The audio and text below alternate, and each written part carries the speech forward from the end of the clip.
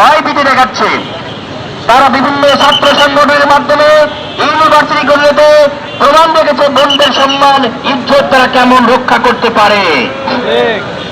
বাংলাদেশ ইসলামী ছাত্র শিবিরের নেতৃত্বে ছাত্র সংগঠনগুলো পাস করার মাধ্যমে প্রতিটি ক্যাম্পাস এখন বোনদের জন্য নিরাপদ হয়েছে, আলহামদুলিল্লাহ।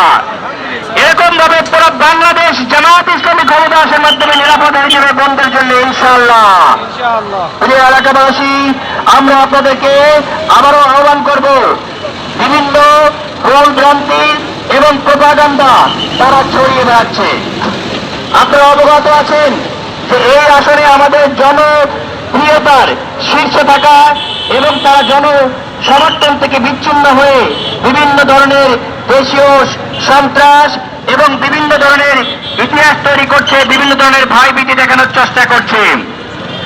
আমি এক বাক্যে বলতে চাই, আমরা ভয় করি একমাত্র মহান রব্বুল আলামিনকে। তারা দেশীয় যত সংস্থা, বাহিনী, গুন্ডা, পান্ডা, যত ধরনের ভয় আমাদেরকে দেখাতে চান, কোন ভয় ভীতিতে কাজ হবে না, কাজ হয় নাই। আজকের এই মিছিল ভাষণ ত্যাগের মিছিলের আগেও তাদের ভাড়া দিয়া বিভিন্ন গুন্ডা বাহিনী, বিভিন্ন ধরনের ভয়ভীতি, বিভিন্ন ধরনের সন্ত্রাস তারা উস্কিয়ে দিতে চায়। কিন্তু বাংলাদেশে জামায়াত ইসলামী, ইসলামী ছাত্র শিবির এদেশে ঘুমায়ে যায় নাই। আমরা এখানে এসেছি আমাদের নিজস্ব অধিকার আদায়ের জন্য নয়, আমরা এসেছি মানুষের অধিকার আদায়ের জন্য। আমরা এসেছি এই সন্ত্রাসীদেরকে নির্মূল করতে, আমরা এসেছি এই চাঁদাবাজদের নির্মূল করতে। আমরা এসেছি আগামী 5টা বছর আপনাদের সম্পদকে পাহারা দিতে, আপনাদের সম্পদ ইজ্জত নিরাপদে রাখার জন্যে।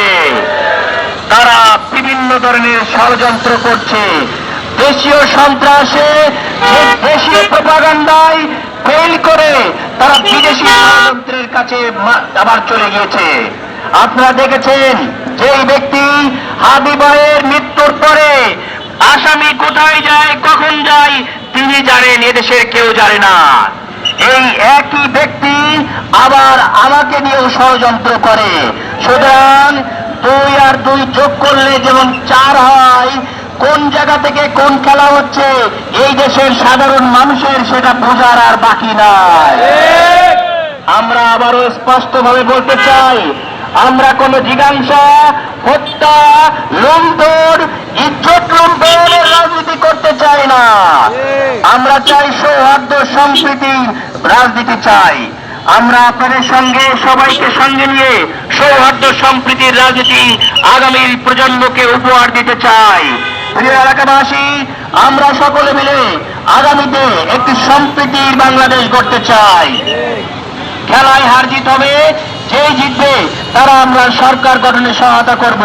কিন্তু ইলেকশন ইঞ্জিনিয়ারিং করে যারা জিততে চাচ্ছে, যারা ইলেকশন ইঞ্জিনিয়ারিং মাধ্যমে এই ভোট কেন্দ্র দখল করতে চাচ্ছে, তাদেরকে প্রতিহত করার শক্তি, সামর্থ্য মহান রব্বুল আলামিনের ইচ্ছায় আমাদের আছে, ইনশাআল্লাহ।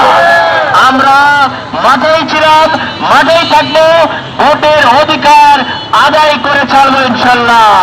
আপনারা প্রস্তুত আছেন তো? ইনশাআল্লাহ। ইনশাআল্লাহ আমাদের মা এবং বোনদেরকে আবারও আমার পক্ষ থেকে অসংখ্য ধন্যবাদ এবং কৃতজ্ঞতা জানাচ্ছি।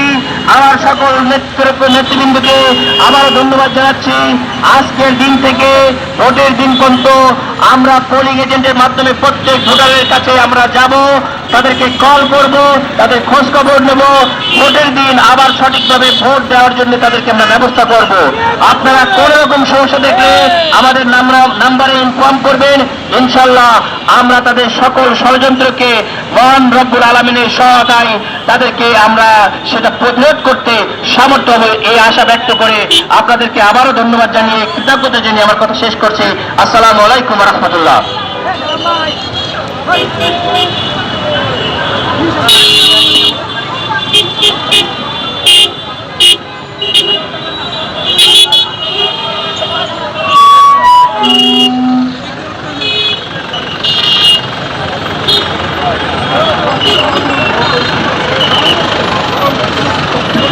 আমাদের এক বোন বলছে যে ভোট চুরির অভিযোগটা আমাদের উপরে নিয়ে এসেছে।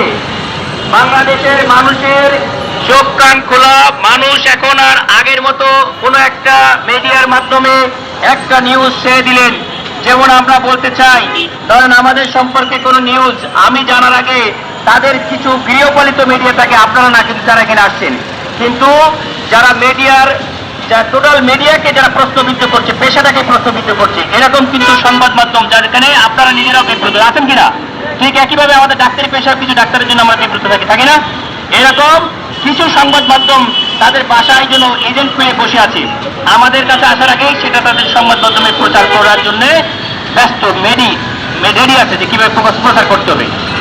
তো এইটা যেমন আছে, ঠিক একইভাবে মানুষ সবসময় আয়নায় তার নিজের চেহারা দেখে না, যে কারণে তারা এরকম বলতে থাকে। তারা তো বলতে বলতে অনেক সময় এরকম হয়েছে যে ঢাকাকেও রাজধানী ঘোষণা করবে, এরকম অবস্থা হয়েছে, বুঝতে পারছেন কিনা?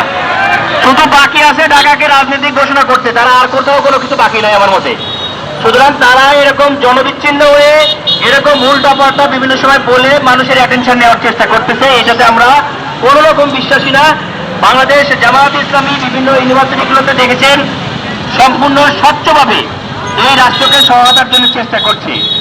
যত জায়গায় মানুষকে আঘাত করা হয়েছে, আপনার সংবাদ মাধ্যম এই সংবাদ পরিবেশন করেছেন না করেন নাই? সেই সংবাদ মাধ্যমে কোন দল 91% এই আঘাত করেছে, চাঁদাবাজি করেছে, সন্ত্রাস করেছে, সেই সংবাদগুলো তো আপনাদের মাধ্যমে এসেছে না আমাদের মাধ্যমে এসেছে? কাদের মাধ্যমে এসেছে? আপনাদের মাধ্যমে তো।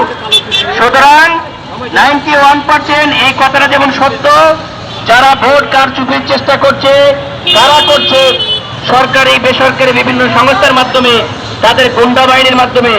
এটা ভোটের ময়দানে আপনারাই আগে সন্ত্রাস কারা করেছে, চাঁদাবাজি কারা করেছে, আমার যারা প্রশ্নকর্তারা তারা এর উত্তর খুঁজে বের করেছে।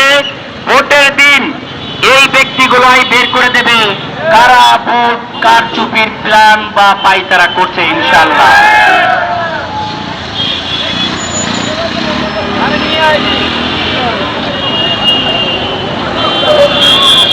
ভোটারদের অভিযোগ এলাকায় থাকে না, এই অভিযোগ সিলেক্টিভ কিছু ব্যক্তির ক্ষেত্রে।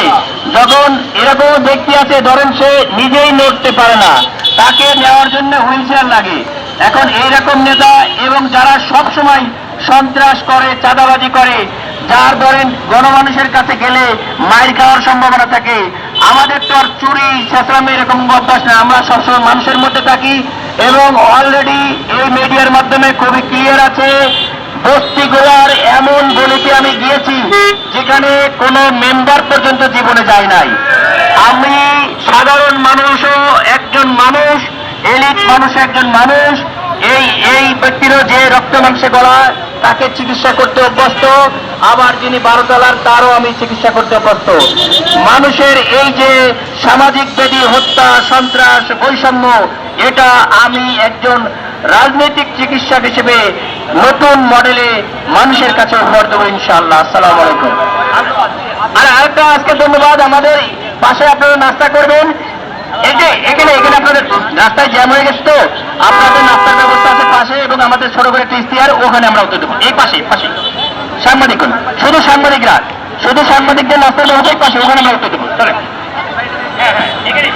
আমাদের সম্মানিত ভাই বোনেরা নিজ এলাকায় চলে যাবেন।